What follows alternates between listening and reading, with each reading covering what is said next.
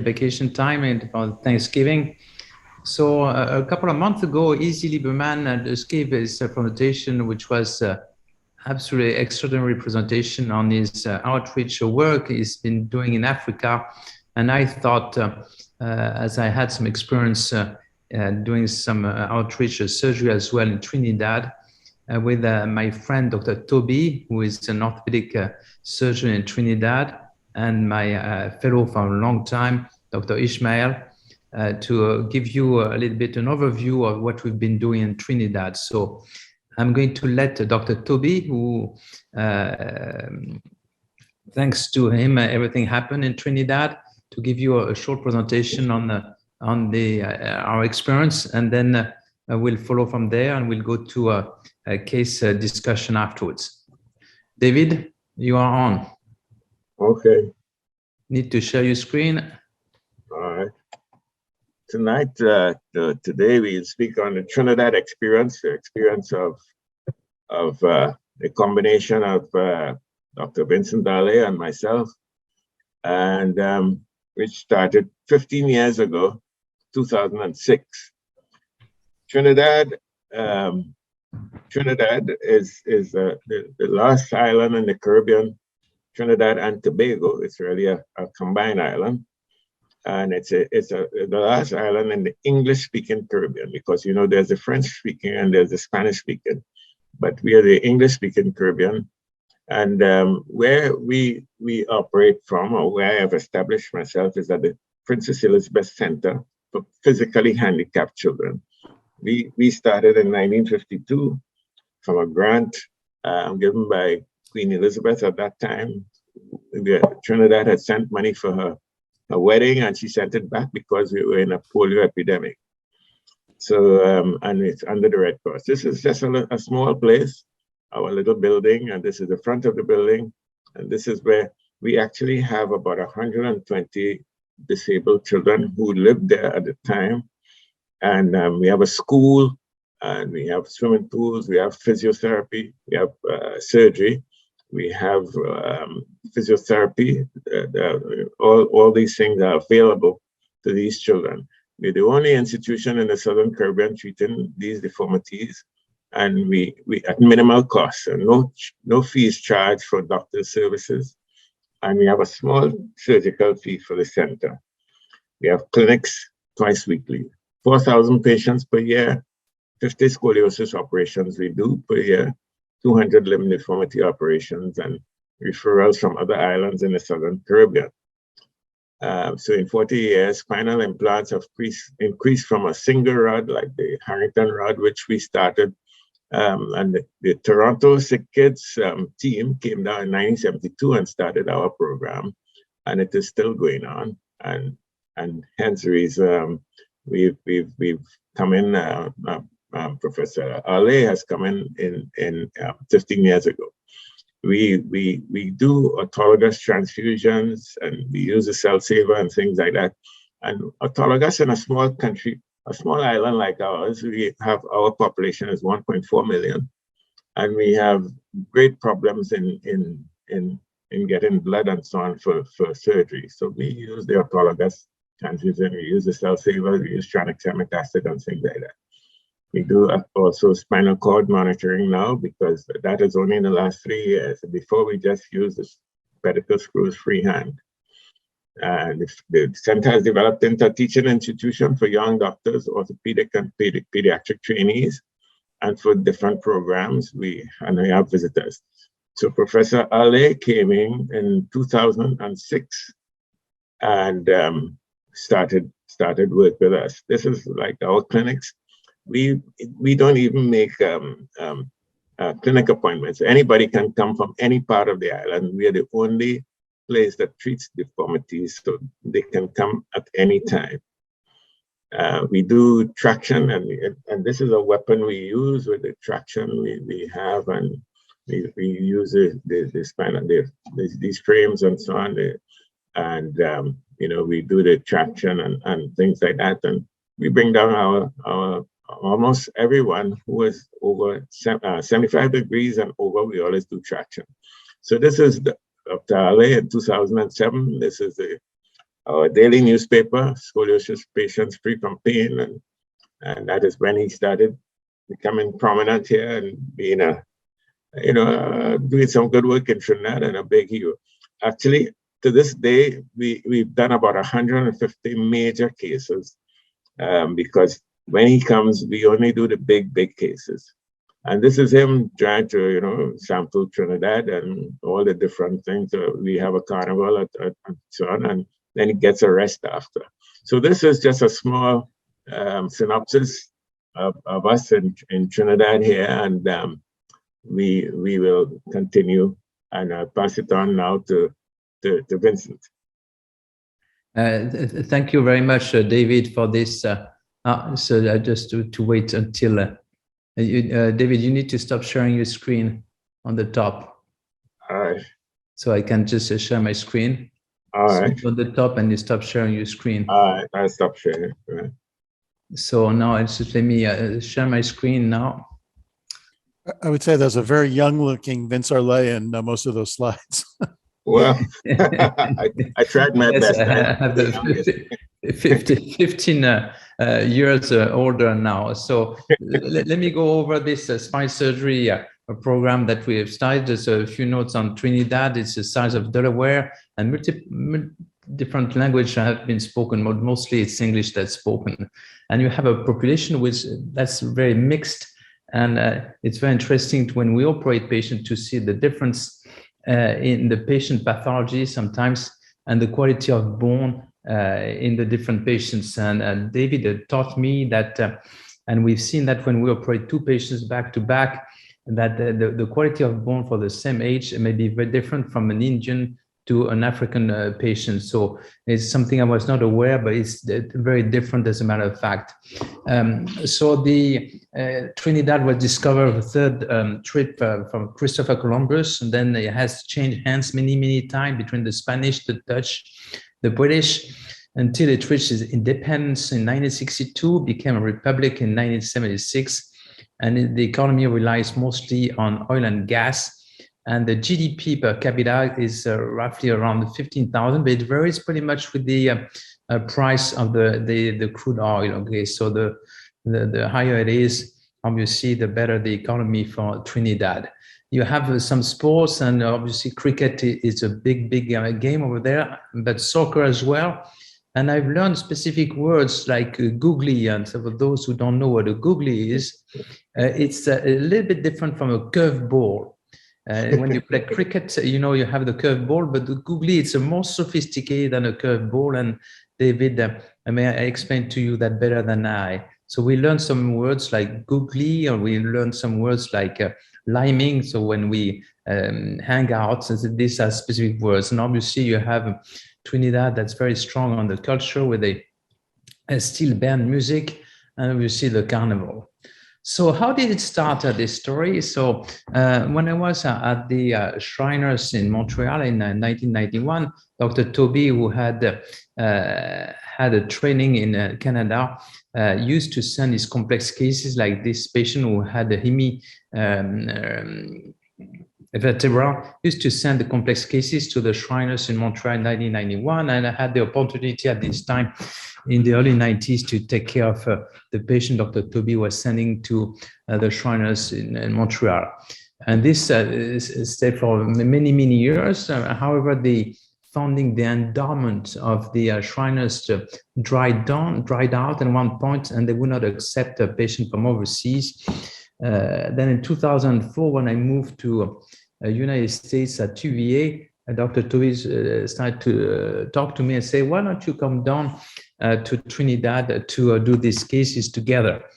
And so I was a little bit shy. I didn't know what to do. So I thought if I was coming down, I would come with at least one electrophysiologist to have a spinal cord monitoring at the time. So, and you see me with Charles Saint Laurent at the Charlottesville airport on our way to Trinidad with the electrophysiology suitcases, arriving in Trinidad and right afterwards to Princess Elizabeth Center, where you only have one operating room. It's not a hospital, it's a center where it was done in England at the time, specialized in pediatric and scoliosis. And the first patient had managed to get some equipment shipped at the time, so we'd be able to do the surgery. Dr. Toby has sent me all these slides of the case we would be doing, and we could get the equipment. It was a bit difficult to get through the custom, but we managed to do it. And then we've been able even to leave the boxes over there. So we only need to bring the implants now, which is a big difference from many places where you go outreach surgery. And this is one of our first patients we did. You've all recognized a typical neurofibromatosis with the cafe au lait spot we can see in this patient and the wedging at the apex of the curve. And this is a case we did a posterior fusion, really a crest bone graft, and it was done fairly fast. You see, not too many implants, but a good clinical result.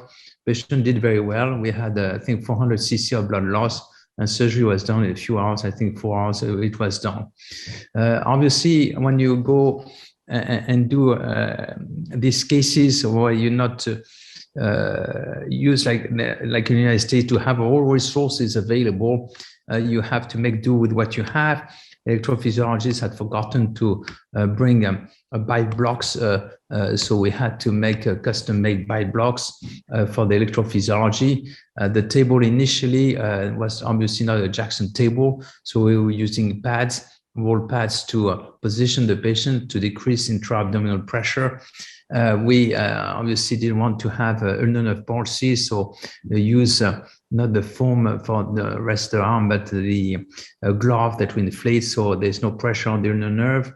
And this is the EPIC system that we have in Trinidad. You can see the way cases are charted still on the blackboard with a chalk, and it's not on the computer, but it works just as well. I can tell you that it's even sometimes more simple to look at the board and see what's going on than to find data on the computer.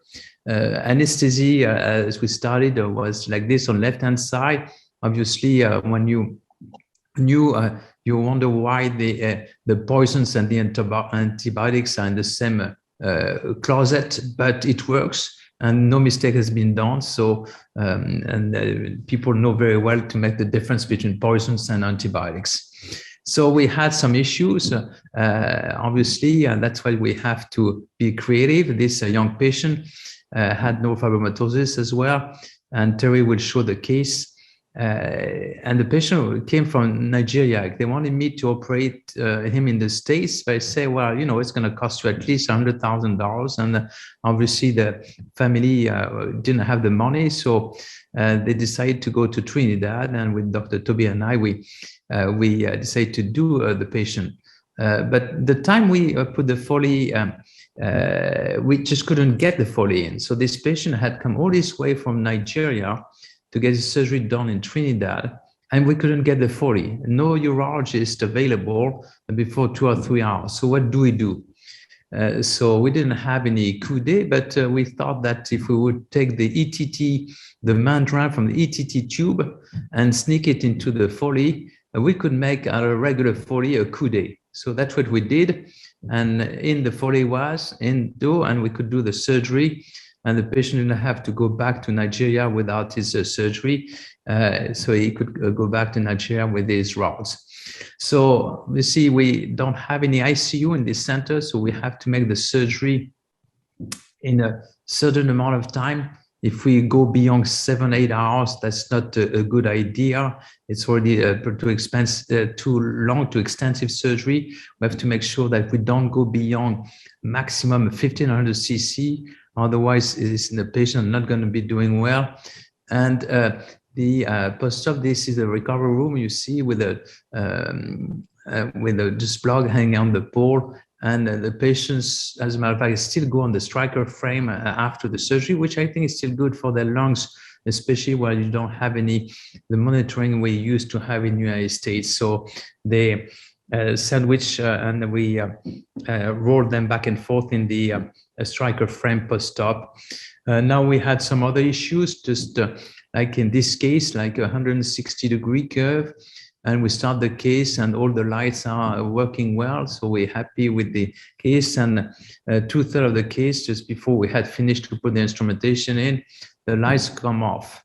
So, and that's, we were fortunate. We had the headlamp with a battery pack that would allow us to finish the case. So when you go into this type of adventure, you have to think ahead what you're going to need and to be as self-sufficient as possible. It's extremely important that you think, what if the AC doesn't work? What if the light comes off? What if? So it's very important to plan ahead for this kind of thing. And to some extent, we have some issue with neurophysiology. Tori is going to show you some classic neurophysiology issue we had, where we lost the signals and we got them back. Like to left-hand side, you see the electrophysiologist was wondering what's going on.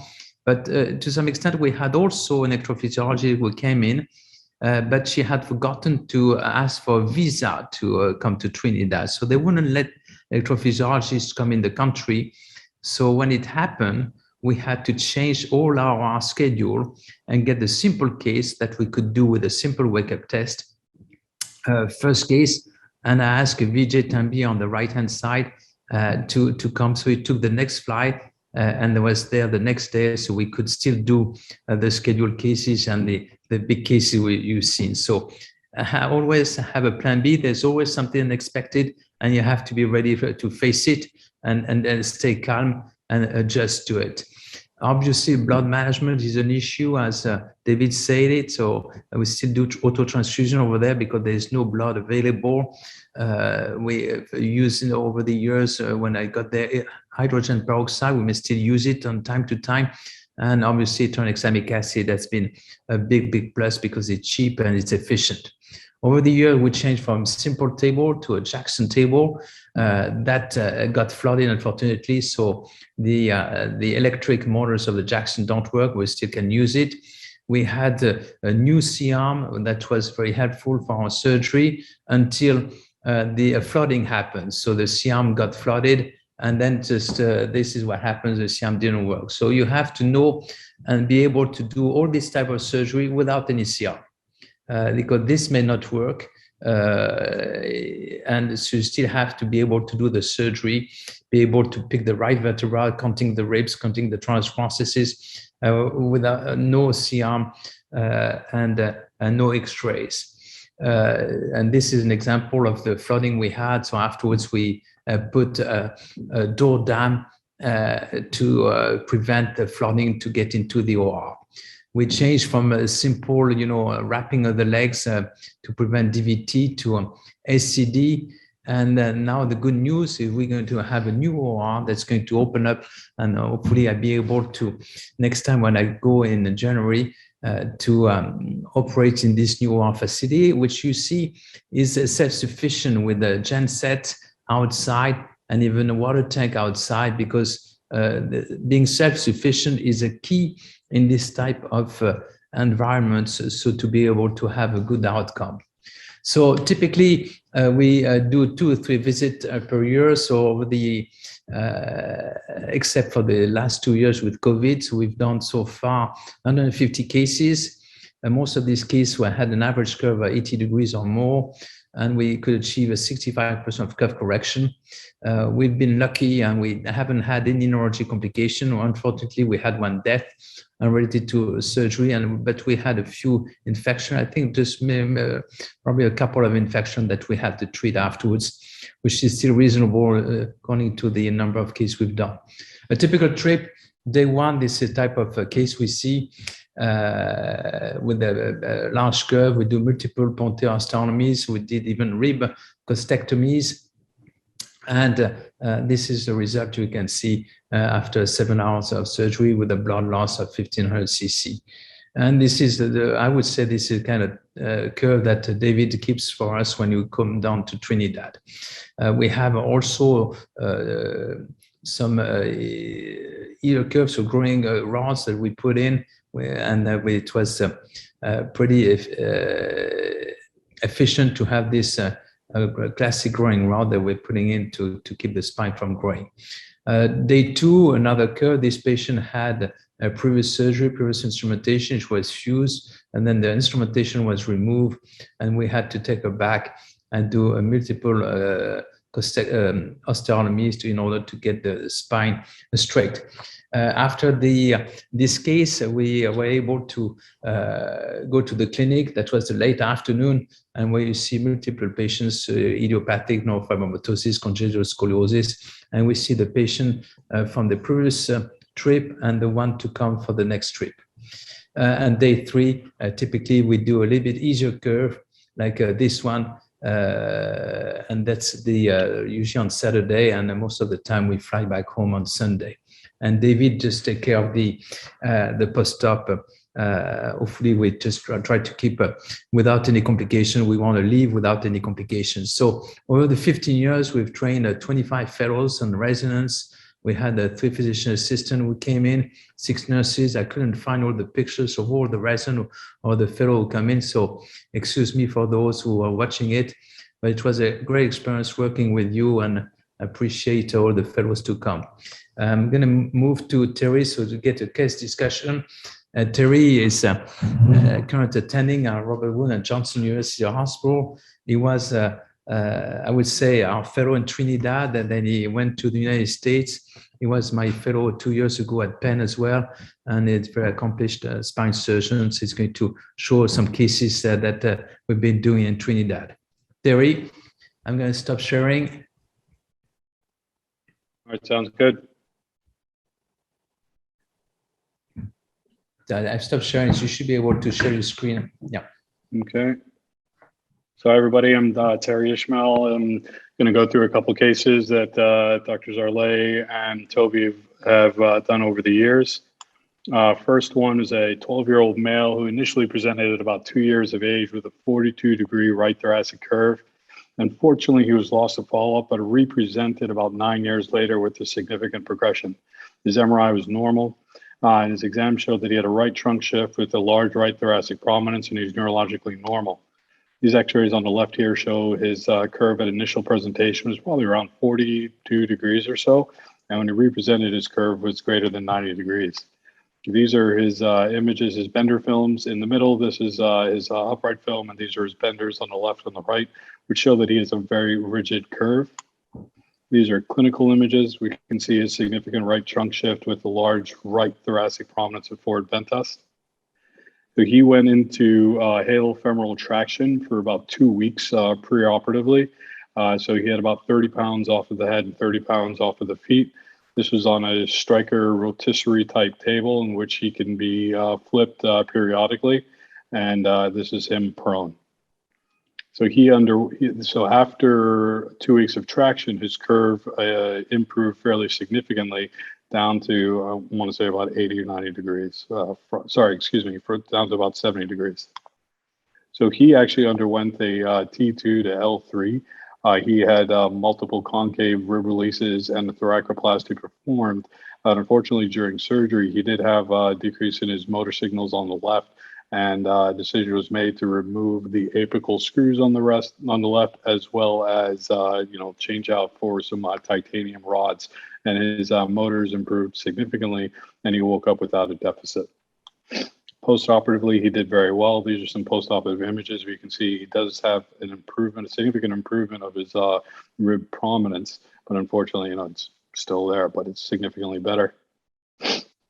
And sorry, I think that was one of our first case theory. So when we get there, so and when we're still using this traction with the Crutchfield tongs on one side and the pin traction, and which is for the big curve still pretty useful. And David, do you have any comments on this bipolar traction you've been using for your cases for many years?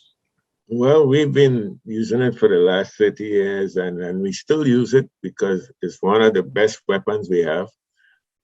In our type of environment, we have to do that because we don't always have the spinal cord monitoring. So we want to go into the case as safe as possible. So we want to drop that Sometimes we'll drop 100 degrees down to 60 degrees, and that is very significant. And we only remove it on the morning of surgery. And we've always had good results from traction, always. Yes. Great.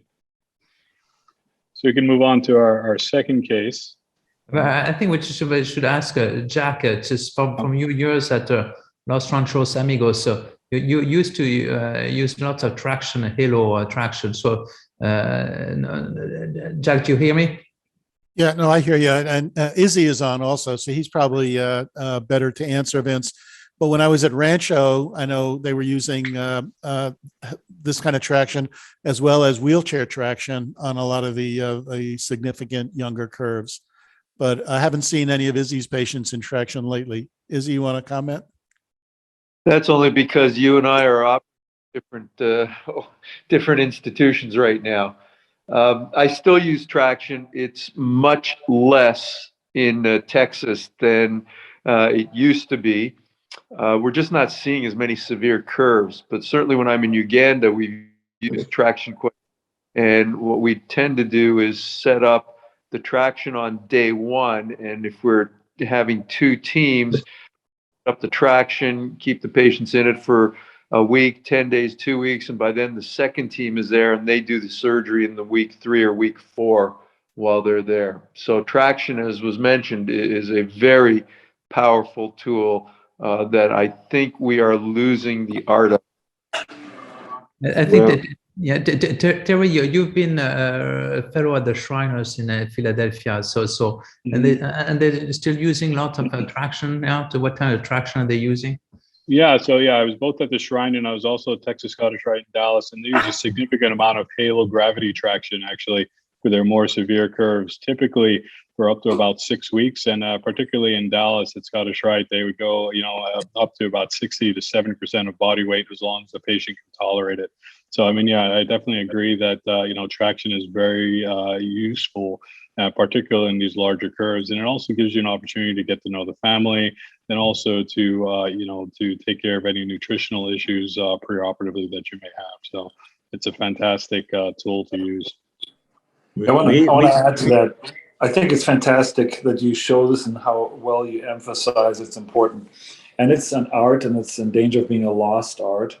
And it also shows the culture of dedication and gets everybody on the same page that this is a serious business and can't be taken for granted. And again, the other day, one of my partners who had a horrendous craniothoracic complex deformity, and he wanted to put the patient traction, and we had always one traction bed left, and we didn't have it anymore. So this is really a wonderful thing to highlight and point out how it's done correctly. I congratulate you on that, and I wish our hospital systems and administrators would understand how much this impetus of keeping patients as outpatients is deleterious for certain conditions. And of course, the target population are thinner patients who are more adolescent and are physically amenable towards traction, because in adults is a whole different bailiwick. So thanks for highlighting that. In our population, we still see, we still get patients who will present for the first time with an 80-90 degree curve. There are many cultural reasons for that. So we really have to use the traction as I say, a weapon and a tool. Yes. So and it has always worked for us. Yeah. Fantastic. Okay. So I was going to move forward.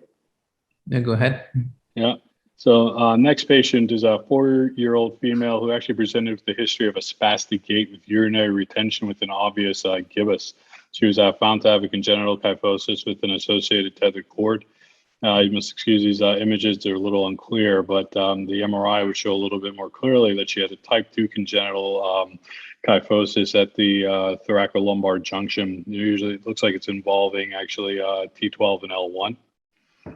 So these are some clinical pictures of her on the table. We can see her gibbous deformity at the thoracolumbar junction. So Terry, I think this is obviously the congenital kyphosis type 2, but back in the days, I think Dubousset would describe them very well, just call them congenital dislocated spine. Mm-hmm. even just told us that when you have this patient coming to your clinic, you admit them straight from your clinic to the hospital because they can become completely paraplegic anytime. Obviously, we didn't do this in case we saw him 6 months before and we scheduled the surgery afterwards, but it's a kind of patient. And I remember Dr. Dubousset telling me that he remember a patient who was hopping on his parents' lap, and the parents were helping him, and they become completely paraplegic with a simple trauma like this, and didn't come back. So that's the threat of this type of deformities. Absolutely. So she ended up undergoing a posterior spinal fusion from T9 to L4 with a 2-level posterior VCR at T12 and L1. These are just some images showing our temporary fixation with a resection of the bodies of T12 and L1. We have a few more clinical images. This is a video. I won't bother to play it, but this is just Dr. Arlet completing, working on his anterior resection with the burr. And this is actually an image of her final construct. This is actually a cervical spine system that had to be kind of cobbled together from various systems around the island. In fact, the screws had to be cut to size, and the harms cage was used for anterior support. And this actually made its way to Trinidad in Dr. Arlet's pocket. So you can see here, these are images on the table showing the harms cage for anterior support and showing our fixation. So 4 rods were used, and as I said, this is a C-spine system. And so I have to say, to add that over the years, I have traveled with quite a few implants in my pocket on the plane, and this cage was was in my pocket when we boarded in JFK, because I knew we were going to need to have a harms cage to replace the vertebral body. So once again, we have to anticipate and make sure we have everything we're going to need. However, for this case, we didn't have all the 4 rods we wanted to have, the pediatric system. I think we had a mix of a Stryker or different companies to get, and we had even to cut the screws with the cutter, okay, because otherwise we didn't have short enough screws. So, but anyway, it worked out well. And yeah, you have the outcome on the patient, Terry? Yeah, I do. Yeah, so this is what you look like on the table. I'm sorry I didn't put a picture comparing to what you looked like before, but their gibbous was corrected. And these are her standing images, which show the great correction of her deformity with good overall alignment. She went on to do very well. I think her bladder came back to some extent, yes. So she's yeah. Mm-hmm. I saw her recently, and she's very good. Fantastic. So the next patient is a 10-year-old female with severe idiopathic early onset scoliosis. She presented untreated. She presented with a very severe curve, and she did have a normal MRI. Initially she was somebody who had some issues with pulmonary function. It was so severe that she had difficulty attending school or exams, so that she had a severe right trunk shift, a large right thoracic prominence, which was neurologically intact. These are some clinical images that we can see her severe trunk shift with her severe deformity with a very large right thoracic prominence. These are images on the right. Her curve actually measured probably closer to 160 degrees. On the left, this is after 2 weeks of halofemoral traction. Her curve was down to around 80 degrees. So she actually underwent, PSF from T2 down to L3. She had extensive posterior column osteotomies with concave rib releases, as well as thoracoplasty at the apex. 3-rod construct was used. At one point, there was some issue with her oozing, so the case was kind of moved along. So the fixation at the upper right portion of the construct was aborted, but overall she did very well. So these are her initial radiographs postoperatively, and we can see here in these clinical images the drastic difference in her appearance. So we'll just get a question from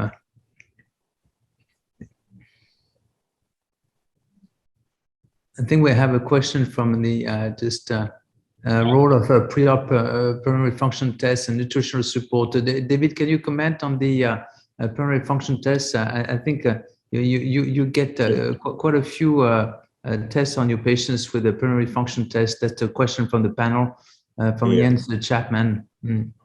Yeah, her pulmonary function was poor, was low down, and one of the reasons why we actually did this film on the left. That was the first time I had ever seen her. This was her first appearance at our clinic. She had never been to a doctor before, and the reason why she came was her classes at school were upstairs, and she couldn't climb the stairs because her pulmonary function was so bad, and so she made a huge improvement after surgery. So pulmonary function really, it made a huge difference to her function. Yeah. Absolutely. And she needed, I see, nutritional support. Yes, and she did need a lot of nutritional support. And actually now this is about a few years ago. So now she's bigger and stronger. And of course, she looks much better. I can just comment on nutritional support. Once we finish the surgery at Princess Elizabeth Center, usually David takes us to the cafeteria where we have a fantastic Trinidadian meal. And I can tell you with this, the surgeon definitely have nutritional support. And I think the patient are just treated just as well. So I wouldn't worry too much by the nutritional support they get when they're in traction. It's fantastic food. And so they do have the nutritional support while they're in traction. Well, one of the advantages we have is that post-op, we can keep them for any length of time, sometimes weeks, months, because there's no charge. So we will keep them until we are satisfied they're doing better. And that has been a big advantage for us. Yeah. David, what's so humbling is, this is a potentially life-threatening situation if she went another few years without seeing a doctor. And, you've not only changed the quality of her life, but you've given her life. Yes. So wonderful. Yeah, well, her mother said that she did not have the bus fare to come to see us. And she lives just about 20 miles away. And I was very upset with the mother. And I told her even if she had walked, she would have reached me, because it cost them nothing. We didn't charge them anything. And even to do her MRI, I had to pay for it, But you get this problem sometimes that some people just, they for some reason, sometimes it's religion, sometimes it's just they don't know. But it has made a big difference to her, and now she has a little job. She's working and she's doing well. Yeah. Great. Next patient that we will discuss is a 16-year-old girl who actually presented with a severe curve. She had a 160-degree right thoracic curve on initial presentation. She did have a normal MRI. Her exam did show that she had a right trunk shift with a short trunk and a large right thoracic prominence and forward bend. And she was neurologically intact. These are initial images which show that, this very large curve that measures at least 160 degrees. These are some clinical images where you can see her short trunk with a right trunk shift and a very large right thoracic prominence. She went into halofemoral traction and her curve improved significantly, probably to around 80 degrees or so. And then she underwent a posterior spinal fusion from L2 down to L3. These are some intraoperative images just prior to prep. We can again see her on the table and see her large deformity. She did receive intraoperative traction. And these are some intraoperative images. We can see here the concave rib releases with the rib ends being controlled with hemostats and with the concave rods actually being placed underneath the ribs. And on the convex side, she had a thoracoplasty, both to help with mobility of the spine as well as to improve her deformity appearance. So these are her post-operative images which show her correction. She actually did very well post-operatively. And these are some of her post-operative clinical images. I think she's the patient who had just we lost the lamp in the OR, so we had to finish the case with only our headlamps on. It's a good thing we had enough battery on, on the headlamps. Yes. Yeah.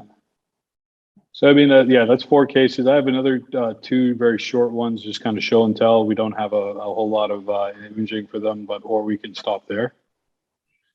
No, just why not you show them, because we have the time. We have still 15 minutes. We can take obviously any questions regarding the program and this. Sure. So feel free, the audience or Jack or Easy, who has got experience to doing similar cases, and maybe would like to get your comments. But you feel free to show other cases. Okay. Yeah, I've got 2 very short cases. Next one is a 12-year-old male that Dr. Arlet mentioned earlier, in the history of NF from Nigeria. He actually presented to Dr. Arlet in the United States, but they were unfortunately unable to afford. So they actually went down to Trinidad. He did have multiple cafe au lait spots, and he had a right thoracic prominence with right trunk shift and associated waist symmetry, but he was neurologically intact. He did have this very large dysplastic curve. And after traction, his curve definitely did improve fairly significantly, down to about 75 degrees. These are some clinical images which do show a bit of his deformity, as well as his cutaneous neurofibromas. And these are his postoperative radiographs. I'm sorry that they're a little unclear, but he went along to do very well. And then our last patient was a 50-year-old female who sustained an L1 compression fracture several years prior to presentation. She underwent a posterior spinal fusion from T12 to L2, and she went on to develop a progressive deformity with associated back pain, which is neurologically intact. These are her initial images where you can see that she had a post-traumatic kyphosis at the injured levels, and this is her MRI. She actually ended up undergoing a revision fusion with the PSO at the expected level, at the affected level, which greatly improved her alignment, and she again went along to do very well. Again, these cases, obviously, I think it's important to see. I mean, in the United States, I would do an anterior surgery for this patient in order to save some levels as opposed to a PSO. But I think one thing is we've avoided in Trinidad to do anterior surgery. I think we did one severe kyphosis where we did anterior release, and then we went to the hospital to do this. But as a rule of thumb, we've as much as possible we've tried to avoid the anterior surgery for this deformity and to do everything posteriorly. So I think that's. Maybe we should look into again when we're going to have the new OR, but for safety reason and resource reason, we've avoided to do this anterior surgery. Easy in Uganda, and you have done lots of anterior surgery, or you kept it to all posterior surgery as well? No, we've done quite a lot of anterior procedures there. As you'd mentioned earlier, you have to. So we try to take chest tubes with us. When we don't have a chest tube, we rig up some tubing and we create an underwater seal in an old IV bottle, and we do the best we can with it to get things going. We see a lot of active TB there, and some of it can be done posterolaterally, some of it through a thoracoabdominal. So you just have to make do and try to achieve the goals that you're setting out to achieve with whatever you have at hand. So how did you set up your chest tube? Just tell me, I'm interested. Okay, you didn't have any chest tube, so what did you do to rig up a new chest tube? What did you do? So you create an underwater seal with an old, because there's a lot of glass IV bottles. So you stopcock, you put the tubing through that, you have your underwater seal with it, and then you have suction to it. And it works. You just look it up the way it was done 50 years ago. That's exactly what we do. Yeah, we definitely have to be creative in this environment to take care of the patients. So, and when the resources are not there, we just still have to do the case and find a way to do it. Absolutely. What's astonishing to me is the state of the that is out there. What Vince and your team, what you guys are showing, what we do in Uganda, what others of our colleagues are doing, is just the tiniest of drops in the bucket of need that is out there. There is so much pathology, and it's just relentless. And I encourage everybody in one way, shape, or form to volunteer and to get out there and do something, because you gain an awful lot out of it, and those that you treat gain tremendously from it. So it's well worth the effort, and it does change your life. I'm indebted to my partner, friend, colleague. I consider my brother, Mark Kayanja. He's the one who got me involved with Uganda when he first came to the Cleveland Clinic in 2000. And quite frankly, he changed the way I look at virtually everything I do in life right now. So it's interesting. Yeah, I had a chance as well to go and work with Boachi for 1 week in Ghana, and this was very impressive, the pathology we could see as well. Just one case after another one, just like in textbook. And it's true that it's rare that we see this type of deformity that Terry has shown to you. In the United States, we see sometimes one of them, but it's pretty rare. And when I do the clinic with David in Trinidad, and we see usually 10, 15 patients, and that's what I would see sometimes the pathology I see in 1 year. And then I'm not doing that much pediatric surgery anymore. I do mostly adult now, but it's the amount of pathology you see in 1 day is just unbelievable. And it's good for the residents so they can see what's from the textbook, and they have the textbook in front of them. Sometimes the case we see just go beyond the textbook as well. Absolutely. So any other comment from the chat room? I don't see anything else. I see some compliment from Jens from the VCR we did, but otherwise, no. Any questions? Jack, it's reminding. Are there residents with you usually? Yes. So Jens, are there residents usually with you then? Yeah.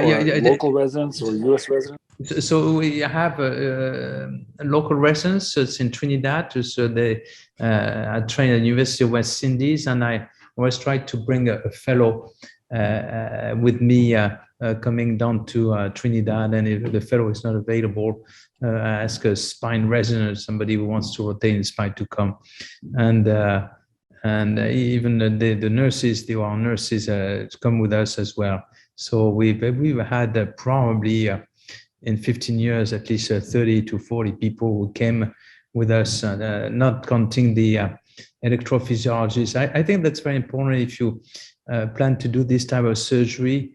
The most important thing is to bring your electrophysiologist, because to tackle this type of deformity without electrophysiology, I think it's very, I don't have enough coronary arteries to do that without electrophysiology. So, and I think that's a major thing.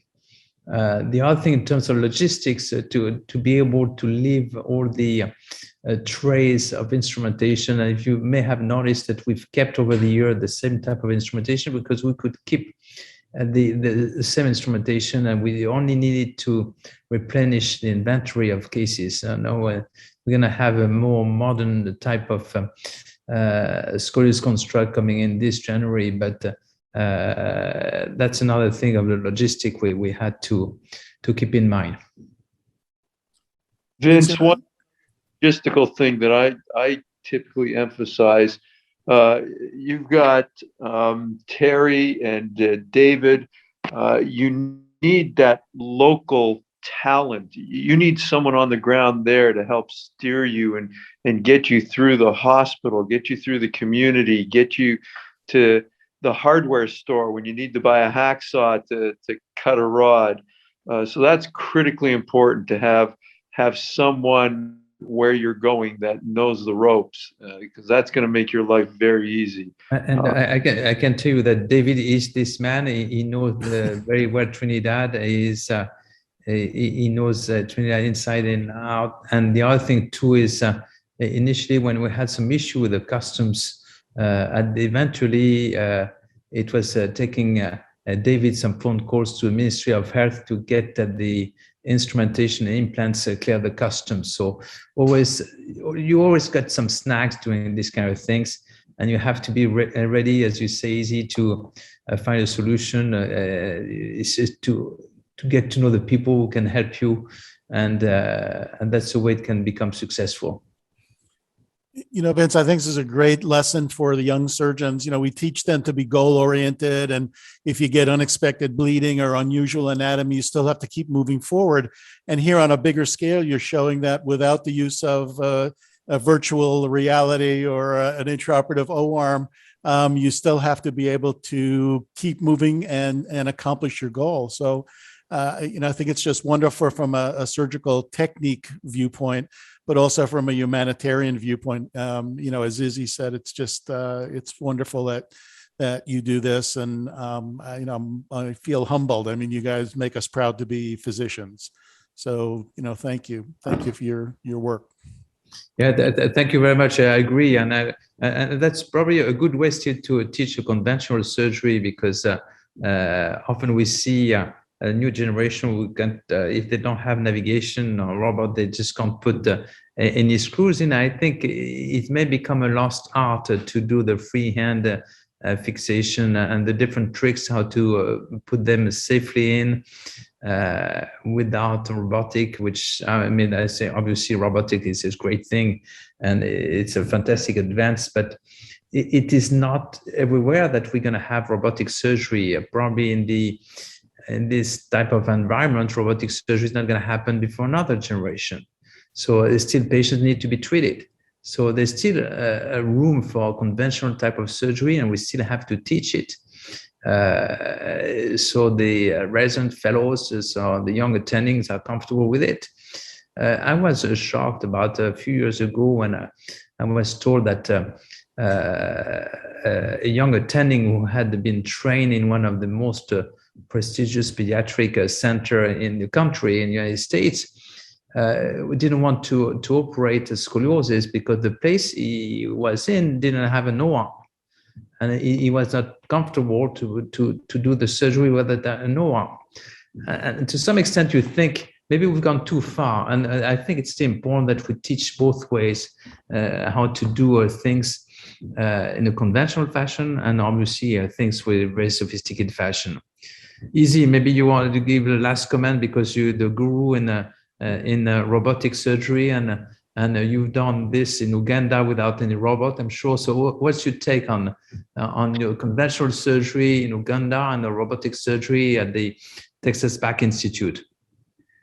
Regardless of what surgical specialty you're in, you have to know how to get into trouble and how to get out of trouble. The robot is a tool. It helps us be more precise and more efficient.